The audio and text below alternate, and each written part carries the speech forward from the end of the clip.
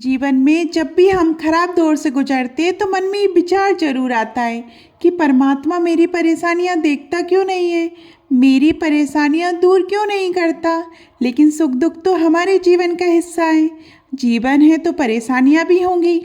एक युवक की अपनी तमाम परेशानियों के लिए भगवान से शिकायत पर आधारित ये स्टोरी है और इस स्टोरी का नाम है दुखों की गठरी। नबीन अपनी परेशानियों से जूझ रहा था। उसे लगता था कि अकेला वही संसार का सबसे दुखी व्यक्ति है।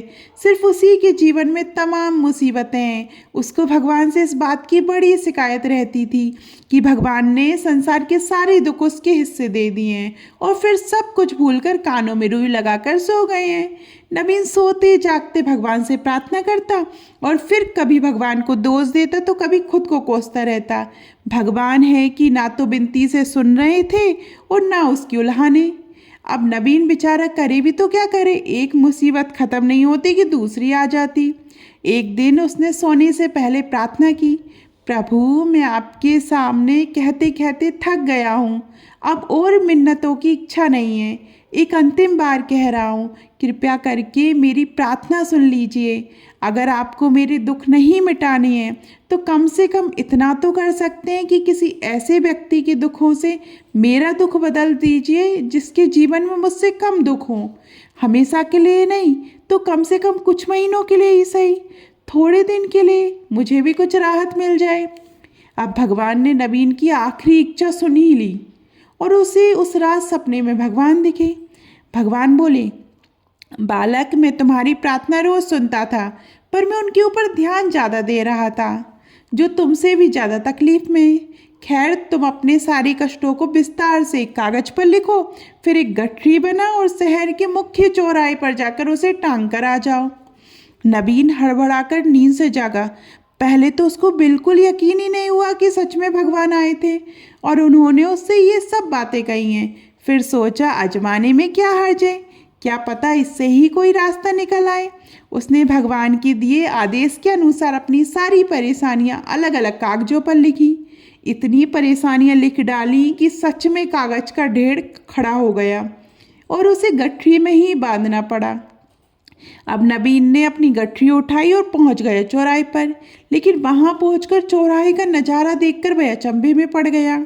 उसने देखा कि चौराहे पर तो पहले से ही लोगों की लंबी लाइन लगी हुई है जो उसी की तरह अपने अपने दुखों की बड़ी बड़ी गठरी लिए आ पहुंचे हैं। आखिर ये चक्कर क्या है, सब कुछ उसकी समझ से बाहर था। अभी वह इन विचारों में ही खोया था कि तभी एक आकाशवाणी हुई। उसमें सभी को अपनी अपनी गठरी को चौराहे पर लगी अलग अलग खूंटी में टांग देने का आदेश हुआ। वहाँ बेहिसाब खूंटियाँ पहले से ही बनी हुई थी। सभी ने अपनी अपनी गठरी टांगी और फिर ईश्वर के अगले आदेश की प्रतीक्षा करने लगे। कुछ ही देर में दोबारा से आकाशवाणी हुई और सबसे कहा गया कि सभी लोग अंदाजे से कोई ऐसी गठरी उठा लें जो उन्हें अपनी परेशानियों की गठरी से हल्की समझ में आती हो।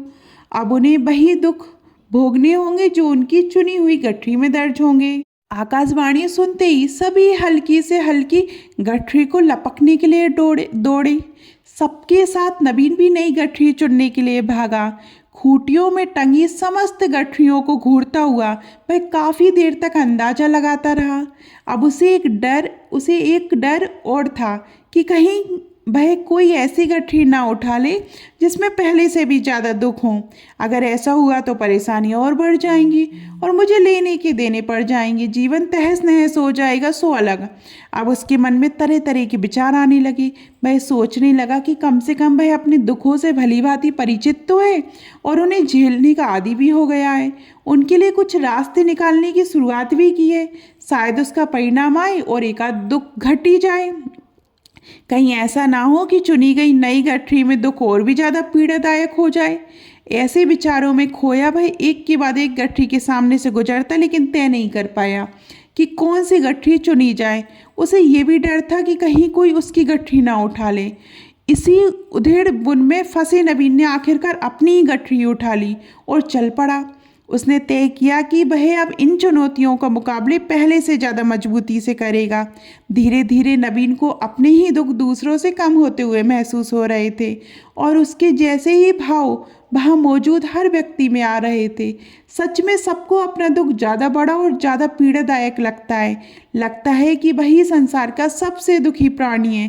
पर हमसे भी ज़्यादा न जाने कितने और दुखी हैं। कितने ही लोग ऐसे हैं जिन्हें दो वक्त का भोजन भी मुश्किल से नसीब होता है। कभी किसी की शानदार कोठी के आगे से गुजरते हुए यदि ये ख्याल बार बार आए कि जब किस्मत बट रही थी तो वह इस आदमी से पीछे क्यों रहा, अगर आगे रहता तो उसे भी ऐसा सुख और ऐश्वर्य मिल जाता।